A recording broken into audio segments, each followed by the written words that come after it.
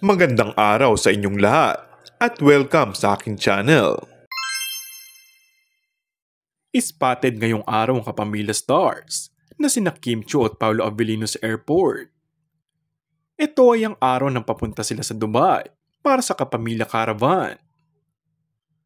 Agad na sinalubong ng Kim Pao fans ang dalawa pagdating pa lamang sa airport at kilig na kilig ang madlang people dahil nga magkasabay silang babiyahe. Samantala, excited na nga ang mga nag-aabang na fans sa mga mangyayari sa dalawa sa kanilang tila bakasyon. Tiyak umano na mas maraming oras at mas lalalim ang pagsasama ng dalawa dahil sa ilang araw na magkasama sila sa Dubai. Sinabi ni Kim na marami na silang nababasang reaksyon mula sa kanilang mga palabas mula sa mga Pinoy viewers sa ibang bansa.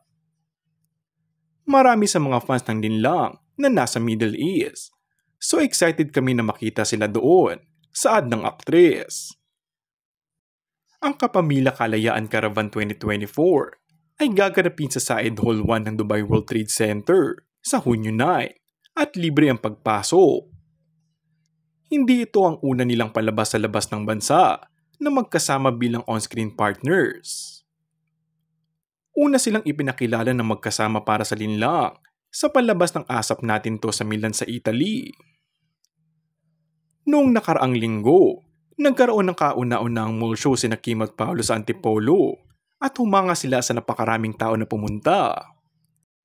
Ayon sa staff ng Dreamscape Entertainment, karamihan ay mga Kim Pao fans na may hawak na placards at signages.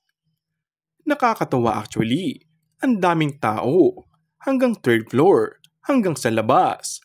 Nagpapasalamat kami syempre and thankful sa pagtanggap, dagdag pa ng aktres. Pagkatapos ng Dubai, magkakaroon ng dalawa na pang live show na kaganapang patungo sa finale ng What's Wrong with Secretary Kim sa VU.